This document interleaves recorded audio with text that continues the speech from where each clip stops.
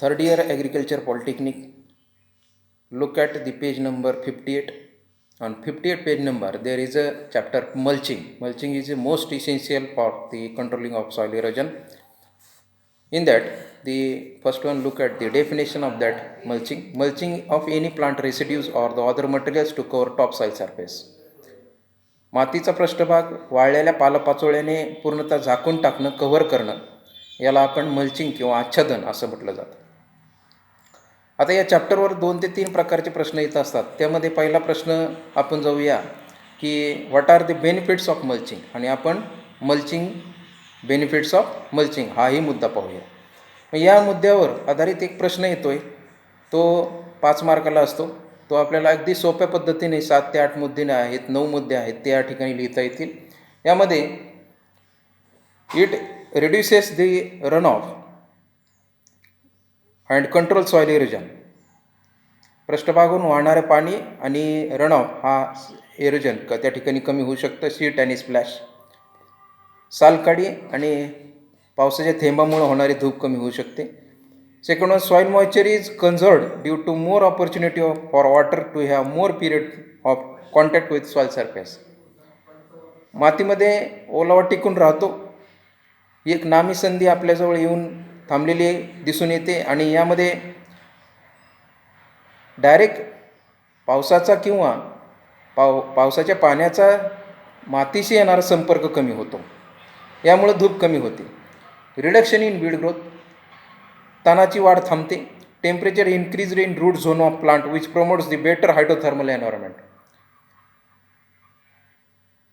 तापमान हे मुळाच्या कक्षेमध्ये वाढलेले दिसून येतं, यामुळं त्या ठिकाणी वापसावस्था लवकर होऊन वाढ चांगली झालेली दिसून येते. Due to increase in temperature of root zone, seed germination rate increases. मातीच्या कक्षेमध्ये मुळाच्या झोनमध्ये भूभागामध्ये तापमान वाढलं गेल्यामुळं मातीमध्ये उगवण वाढ ही चांगली झालेली आपल्याला दिसून येते. Evaporation from soil surface is control. मातीतून होणारे पाण्याची वाफ ही त्या ठिकाणी थांबली जाते. Increases the fertility status of soil due to decomposition of plant residues. Fertility status म्हणजे थोडक्यात उत्पादकता मातीची वाढून त्या ठिकाणी वाळलेल्या पालापाचोळ्याचं प्रमाण त्या ठिकाणी वाढलेले दिसून येतं. Soil structure is improved and creates the better biological activities. मातीची रचना बदलून येते आणि त्यामुळं मातीत असणारी जीवाणूची कार्यक्षमता ही बदललेली दिसून येते. Soil, air and water maintain. मातीमध्ये हवा, पाणी यांचं प्रमाण यांचं समतोल प्रमाण राखलं जातं. आता याच्यानंतर मल्चिंग मटेरियल्स पाहूया. म्हणजे आच्छादनाचे वेगवेगळे भाग किंवा त्याचे वेगवेगळे कोणते आहेत, मल्चिंग मटेरियल्स कोणते आहेत, वस्तू कोणत्या वापरल्या जातात, याविषयी माहिती घेऊ. याच्यावरती प्रश्न येतो, what are the materials used for mulching. 2018 विचारलेला आहे पेज नंबर 58 वरती. किंवा लिस्ट व्हेरियस मल्चिंग मटेरियल्स हे 2019 5 मार्काला विचारलेलं आहे. आता याच्यामध्ये various mulching materials may be used by farmers on that farming area. In that first one, wheat straw और अदर स्ट्रॉ मटेरियल्स. गव्हाचं भुसकट असेल किंवा इतर पीक कापणीनंतर मळणी केल्यानंतर ते पिकाचे अवशेष. कट ग्रासेस, लिव्जेस, फोलियस दुसरा प्रकार. कापलेली गवतं, पाणी किंवा इतर भाग. नंतर तिसरा येतो वूड चिप्स, लाकडाची साल किंवा त्याचे ते जे फाटे आहेत ते. सॉडस्ट, लाकूड कापून निघलेला जो काही भुसकट आहे, भुसा आहे तो.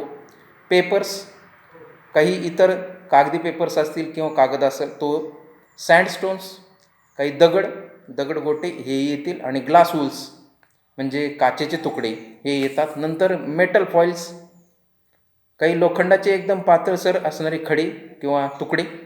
सेलोफेजेस, हे सेलोफेजेस आपल्याला केळीपासून मिळतात, केळीला खोड नसतं, त्याचा असणारा भाग सेलोफेजेस. स्टोन्स, दगड आणि प्लास्टिक म्हणजे आपण जे रोजच्या वापरत असणारे. हे जे काही 11 मटेरियल्स आहेत हे आपले मल्चिंग मटेरियल आहेत.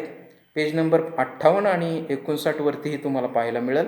या ठिकाणी यावरती कॉमन प्रश्न येतो, define mulching, give it's benefits of mulching and enlist the mulching materials, असाही प्रश्न याच्यावरती येऊ शकतो. तर या 58-59 पेज नंबरवरती हा प्रश्न आहे.